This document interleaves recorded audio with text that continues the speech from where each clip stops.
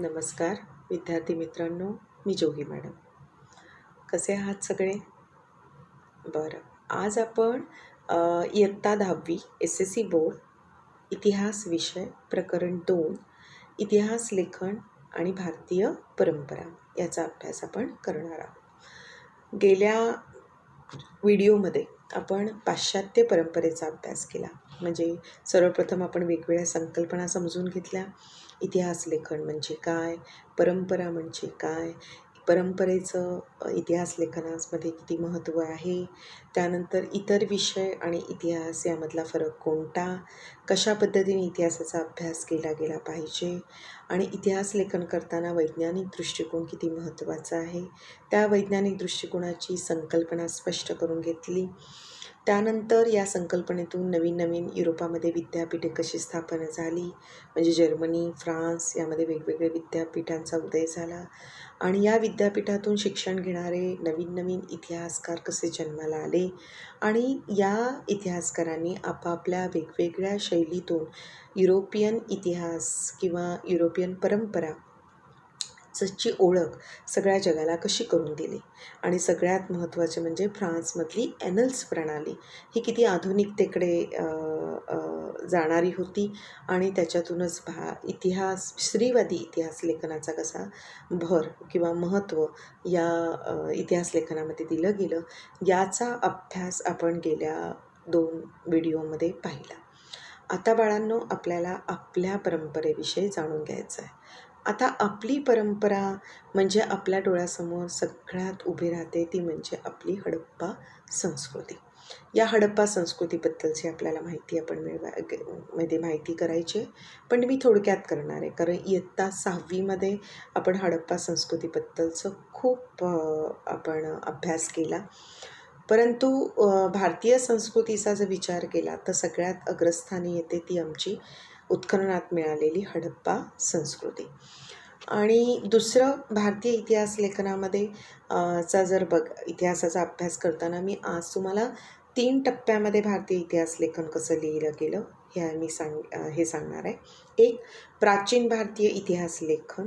दुसरं, मध्ययुगीन काळातलं इतिहास लेखन. आणि तिसरं आहे आधुनिक काळातलं इतिहास लेखन आणि ब्रिटिश काळ.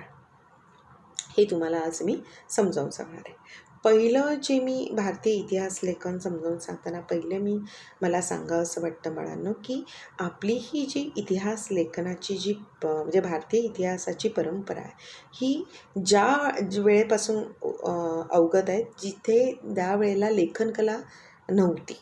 म्हणजे इतकी तेव्हापासूनची अशी अतिप्राचीन जुनी परंपरा आहे की जिथे मौखिक साधनांद्वारे एका पिढीकडून दुसऱ्या पिढीकडे त्या परंपरेविषयी सांगितलं जायचं.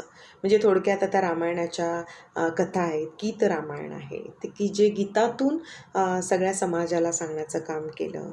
त्यानंतर महाभारतातलं जे महाभारत हे मोठं महाकाव्य आहे त्यामध्ये घडणाऱ्या सत्य असत्याचा जो आहे विरोधाभास आहे तो सांगण्याचा प्रयत्न मौखिक पद्धतीने केला गेला. म्हणजे एका पिढीकडून दुसऱ्या पिढीकडे आपल्याला या महाकाव्यांची माहिती मिळालेली आहे. बहुतांश प्रमाणात आपल्याला मौखिक साधनानेच मिळाले. म्हणजे त्यावेळेला पोवाडे, त्यावेळेला म्हणी होत्या, त्यावेळेला गीतरचना होती. म्हणजे अशा प्रकारे ह्या माध्यमातून आपल्याला आपल्या परंपरेविषयीची माहिती मिळते. आता इसवी सन 3ऱ्या म्हणजे 3ऱ्या सहस्त्रकापासून म्हणजे त्याही अगोदर सम्राट मौर्य अशोकाचा काळ होता आणि मग त्या काळापासून खऱ्या अर्थाने त्याच्या कारकीर्दीमध्ये जे उत्खननामध्ये सापडलेले शिलालेख होते किंवा ताम्रपट मिळाले तर त्यामध्ये एक विशिष्ट लिपी लिहिलेली होती. तर त्या लिपीद्वारे आपल्याला कळतं की त्यावेळेला लेखनकला अवगत झाली आणि मग तिथूनच खऱ्या सम्राट अशोकापासून वेगवेगळं साहित्य लिखित स्वरूपामध्ये मिळालं. मग ते लिखित कशावर असायचं तर त्यावेळेला लिखित नाण्यांवर कोरलेलं असायचं, एखाद्या ताम्रपटावर कोरलेलं असायचं किंवा शिलालेखांवर कोरलेलं असायचं किंवा स्तंभालेख असायचे की एखाद्या एखाद्या राजाने एखाद्या सूचना त्या स्तंभावर लिहिलेल्या जायच्या, कोरीव केल्या जायच्या आणि मग त्या जनतेला त्या सूचना दिल्या जात होत्या. इवन एकदम युद्धाची परिस्थिती निर्माण जरी झाली तरी एखादा संदेश एखाद्याला पोचवायचा म्हटलं तर त्यावेळेला ते ताम्रपटावर लिहिलं जात असायचं आणि अशा पद्धतीने आपले विचार मांडले जात होते. आणि त्या काळातला जो इतिहास आहे तो अतिप्राचीन भारतीय संस्कृती चा इतिहास आपण म्हणता येईल, की जो सम्राट मौर्य अशोकापासून सुरुवात होते. म्हणजे उदाहरणार्थ जर या उत्तर प्रदेशामधला सोहगोडा हा ताम्रपट आहे.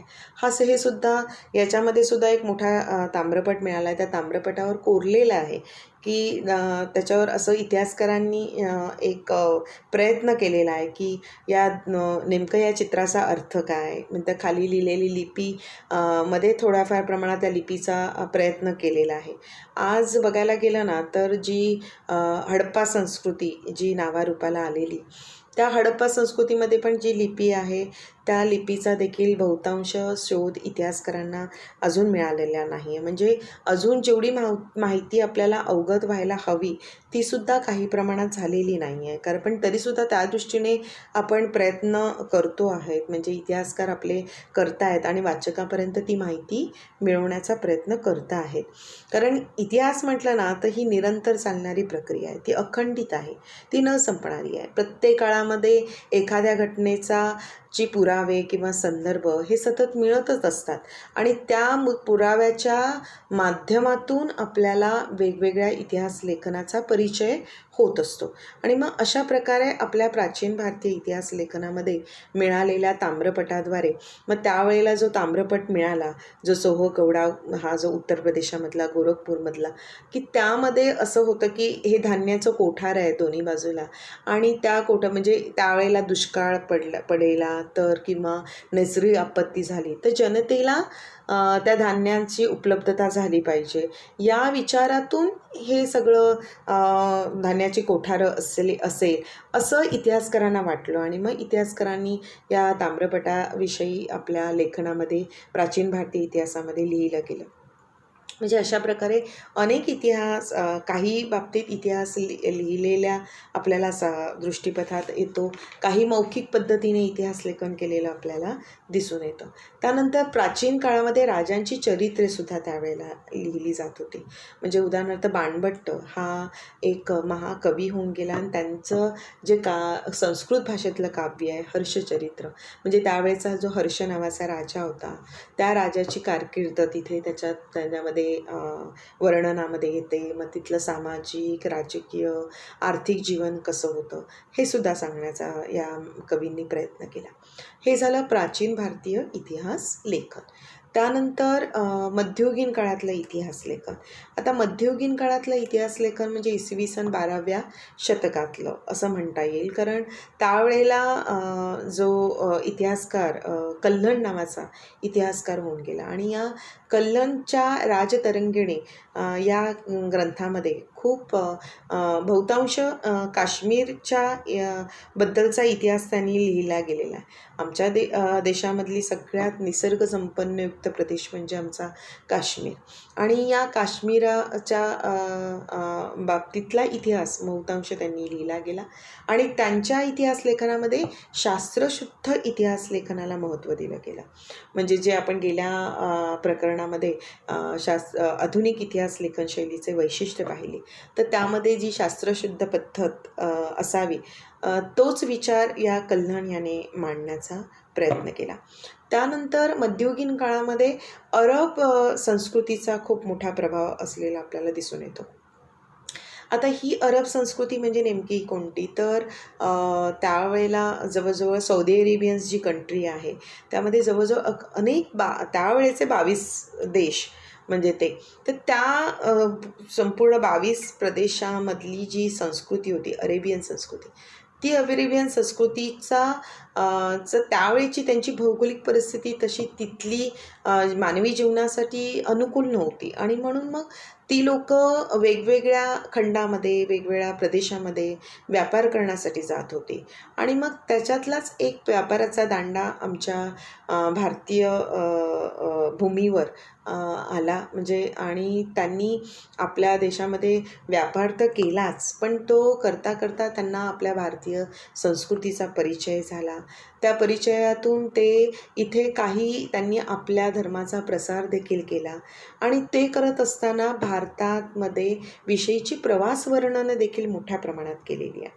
म्हणजे जियाउद्दीन बर्नी याचं जे ग्रंथ आहे म्हणजे तारीख ई फिरोज शाही हा देखील ग्रंथ खूप प्रसिद्ध आहे आणि हे जे ग्रंथ आहेत ते बहुतांश फारसी भाषेत किंवा अरबी भाषेमध्ये मोठ्या प्रमाणात आपल्याला उत्खननामध्ये सापडतात कारण त्यावेळेला मुघल साम्राज्य मोठ्या प्रमाणात होतं. उदाहरणार्थ औरंगजेबाचा काळ होता, त्यानंतर अकबरांचा काळ होता आणि त्यांनी त्यांच्या कारकिर्दीमध्ये तिथल्या त्यांच्या दरबारामधल्या लेखक साहित्यकाराला किंवा लेखन जे लिहिणारी होते त्यांना त्यावेळेला तवारखा म्हणून एक सांगण्याची पद्धत होती. तवारखा म्हणजे त्यांच्या कारकिर्दीचा इतिहास लिहिण्यासाठी त्यांना प्रोत्साहित केलं जात असेल किंवा त्यांना फरमान दिलं जात होतं आणि मग म्हणून त्यांच्या काळातला इतिहास आपल्याला या उत्खननातून मिळालेला आहे.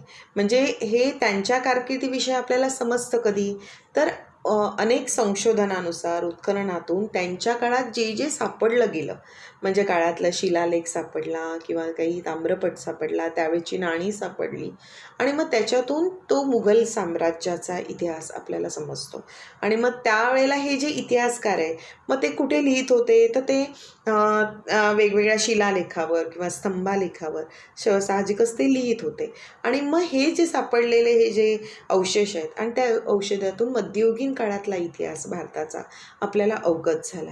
म्हणजे जसा कल्लणने लिहिलेली राजतरंगिणी किंवा जियाउद्दीन तुमचं बर्नी यांचं लिहिलेलं तारीख ई फिरोज शाही हा जो ग्रंथ आहे त्यामध्ये असंही लिहिलं गेलं होतं की त्यांनी असं लिहिलं होतं की फक्त राजाचा पराक्रमाचा इतिहास फक्त लिहिणं उचित नाही आहे तर त्यांचे राजाने केलेल्या चुका देखील समाजापर्यंत आणणं आवश्यक आहे किंवा तिथे सुद्धा वेगवेगळ्या पद्धतीचं सामाजिक जीवन कसं, आर्थिक जीवन कसं, व्यापार कसा केला गेला पाहिजे याविषयीचे अनेक नियम किंवा अनेक सूचना ह्या देणं हे इतिहासकाराचं आहे काम असं जियाउद्दीन बर्नीला वाटत होतं आणि म्हणून त्याने खऱ्या अर्थाने वास्तववादी इतिहास लिहिण्याच्यावर त्यांचा भर होता आणि म्हणून हे वास्तववादी खरं लिखाण मोठ्या प्रमाणे होतं म्हणून त्यांच्या इतिहासाची व्याप्ती खूप मोठ्या प्रमाणात आहे.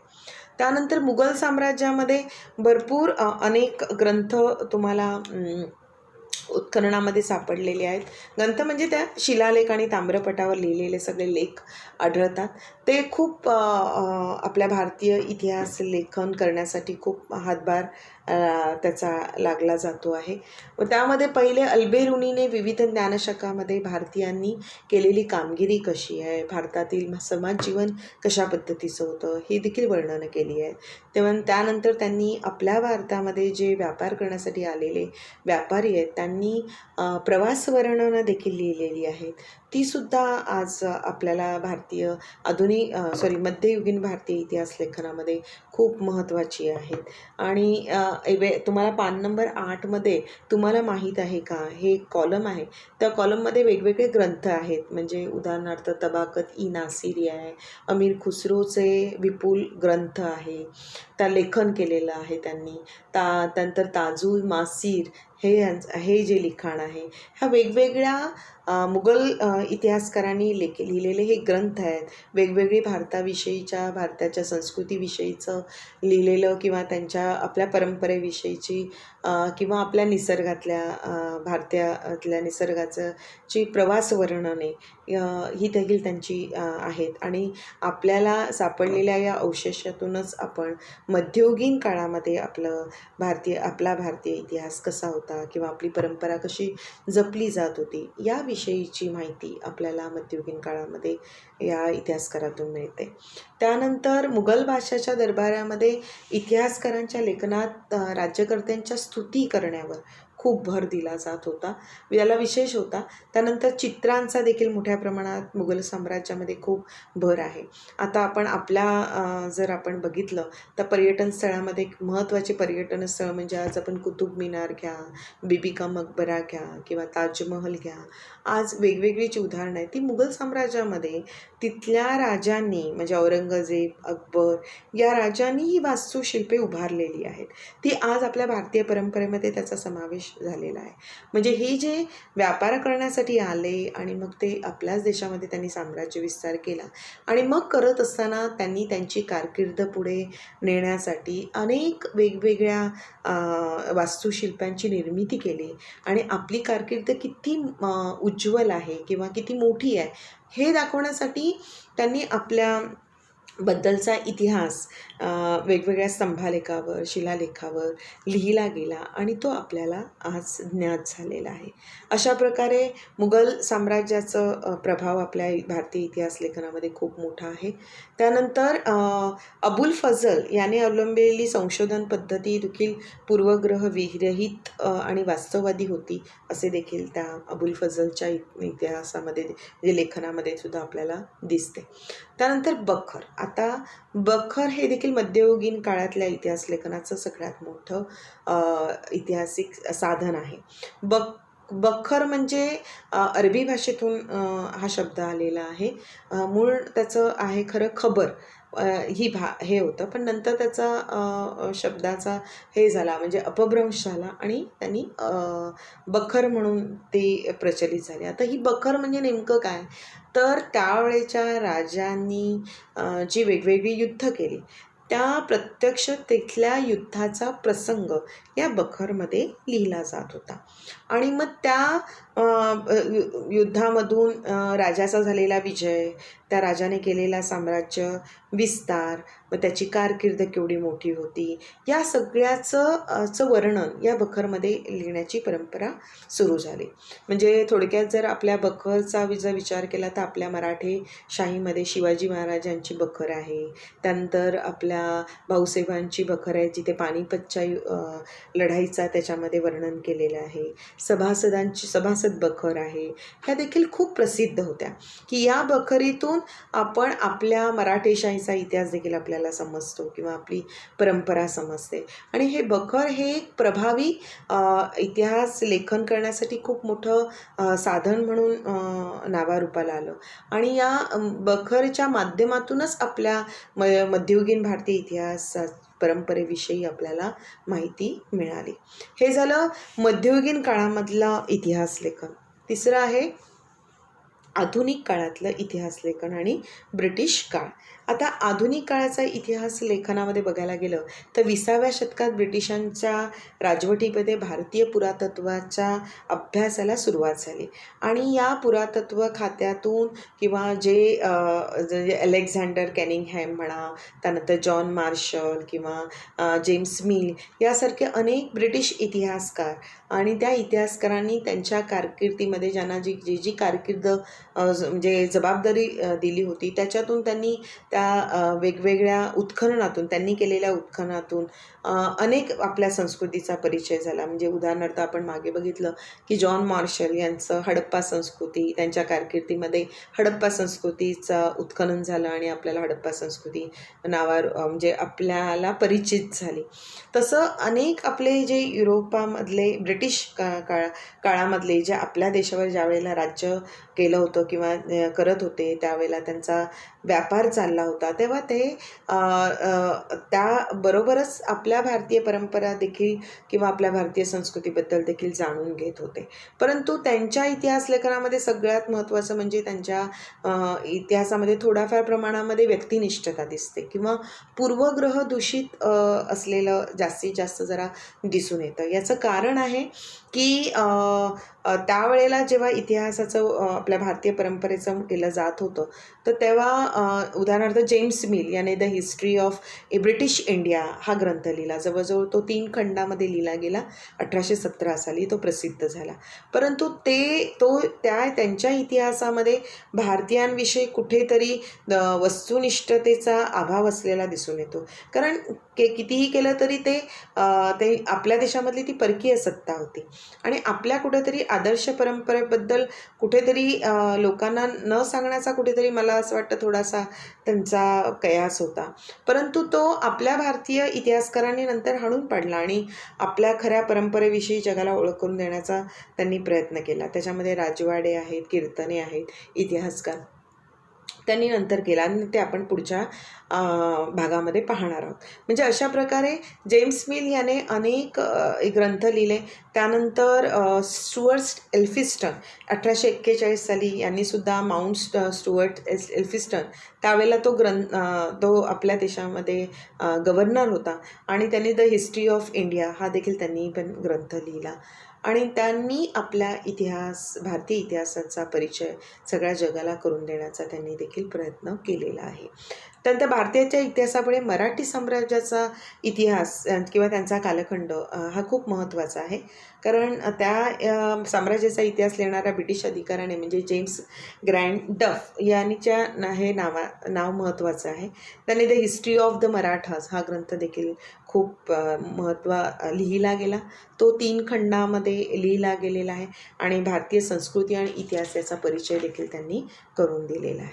अशा प्रकारे डफ याच्या इतिहास लेखनाच्या मर्यादा त्यानंतर नीलकंठ जनार्दन कीर्तने आणि राजवाडे यांनी ते सुधारून आपला आधुनिक भारतीय इतिहास लेखन परंपराविषयी खूप छानरित्या नंतर सांगितलेलं आहे. पण ते आपण यांच्याविषयी आपण नंतर पाहणार आहोत. पण आत्तापर्यंत आपण आपल्या भारतीय परंपरेबद्दल सांगताना पहिला आपण विचार केला तो म्हणजे आपली परंपरा जिथे जेव्हा लेखनकला अवगत नव्हती तेव्हापासून ती अतिप्राचीन आहे आणि मौखिक साधनाद्वारे आपल्या एका पिढीकडून दुसऱ्या पिढीकडे ती संक्रमित झालेली दिसून येते. त्यामध्ये उदाहरणार्थ रामायणाच्या कथा आहेत, महाभारताच्या कथा आहेत, वेगवेगळी महाकाव्ये आहेत, जैन आणि बौद्ध धर्माविषयी देखील मोठ्या प्रमाणात सांगितलं गेलेलं आहे.